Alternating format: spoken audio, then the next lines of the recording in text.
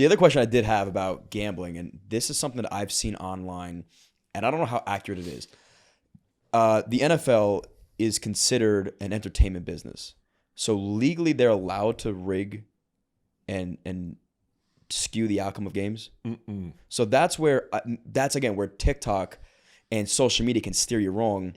That is the narrative online sometimes, is just like the WWE where they can fix the outcome, so can the NFL legally. And that was like the discrepancy of why can you bet on an organization that can then fix what's going on. So that's not true.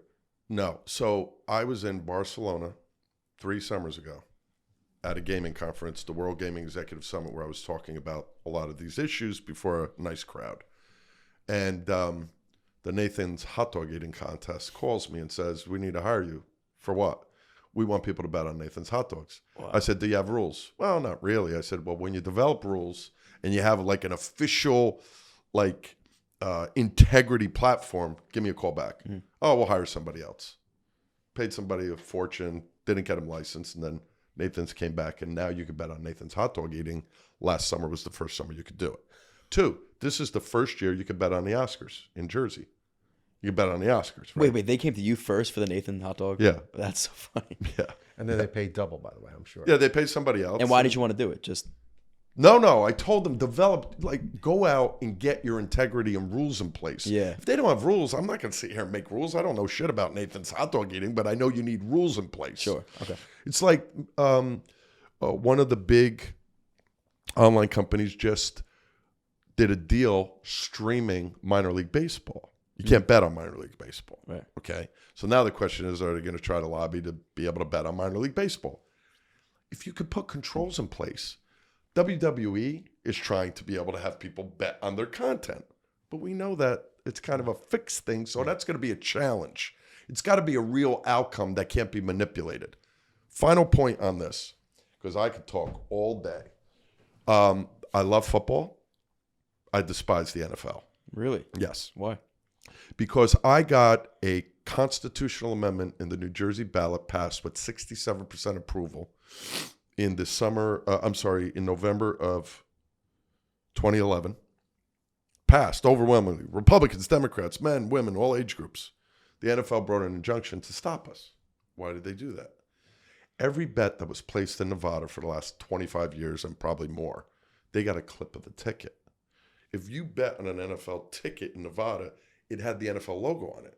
They claimed that by legalizing sports betting, you were going to jeopardize the integrity of the game. Well, what's going on in Nevada? And that turned into our 10-year battle. They are a bunch of hypocrites, but I do like their content. I like football. I don't hate football. I despise the NFL because I don't think, just like what they've done with players beating their wives, sexual harassment suits, brain injury, they deflect, they never address the core issue.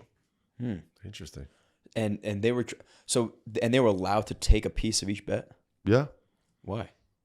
That's how they set it up. That's how it played out. They put their logo on it, so they got, we're giving you our logo, so we should get a percentage of each ticket. That's insane. It was in the Supreme Court briefs that we put. This case went from New Jersey federal court to the Third Circuit Court of Appeals to the Supreme Court. I thought we would win, but I never thought we'd win 7-2. I thought we'd win 5-4. And what were you fighting for?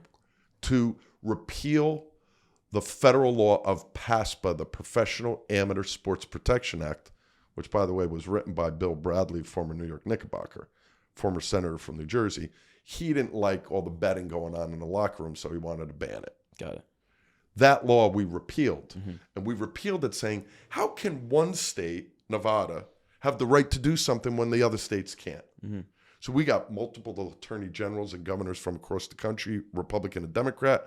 Governor Christie was a big supporter of it as a Republican, and we got it repealed. We got the federal law turned over. Got it. So I guess in short terms, what makes the WWE different than the NFL as far as entertainment versus like what you're legally allowed to bet on one versus the other? So listen, if you have information, please share it, but I don't believe the NFL fixes games. If they do, then there's going to be a major investigation on that. You cannot game fix. That is not permitted. And the regulators in sports betting, and I'll tell you a quick story. I want to answer the second question. Everybody knows the WWE is fixed. Of course. They have to sort that. And they have to prove that these are legitimate skill games with outcomes that are not predetermined. Mm-hmm. Now, this is interesting because you just taught me something I never saw. And, you know, once something's on social media, people believe it. Of course. I never saw the NFL fix a game. That's what people, the narrative, again, people love conspiracy theories nowadays. It's like the biggest thing. So anything that happens, there's going to be somebody that says, well, look what really happened. And this is the quick story you'll love.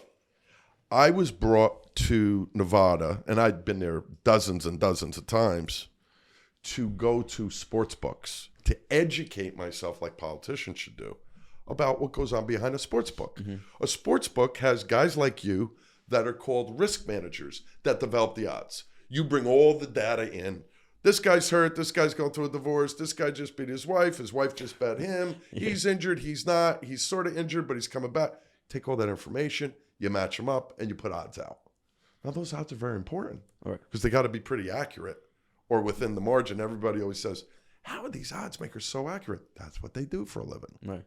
When I went to a sports book, which I'll keep nameless, not because they did anything wrong, there were a lot of guys like you, young bucks, making decent coin, but they were paid by the leagues on top of their salary to police the game. Hockey, PGA, NFL, NBA, Major League Baseball, soccer, they would pay these young folks to police the games because the last thing the NFL needs is for people to think that the matches are fixed, true or not. Right. Now, when you say police, what were they actually doing? They were monitoring. Who's going to know if a game's fixed? You're going to know because John Rondi comes in all of a sudden, you know, Tennessee versus the Giants, and he just went the other way against the odds and put $1 million in. Somebody's watching that. So they're policing as in like they're just betting on what they should be betting on to kind of keep the odds consistent? They're policing the betting, and they're also policing the outcome of the game. Interesting. Yeah. Wow. Oh, it's huge. Hey guys, if you enjoyed this clip, be sure to check this one out right here because it's just as good or maybe even better. Cheers.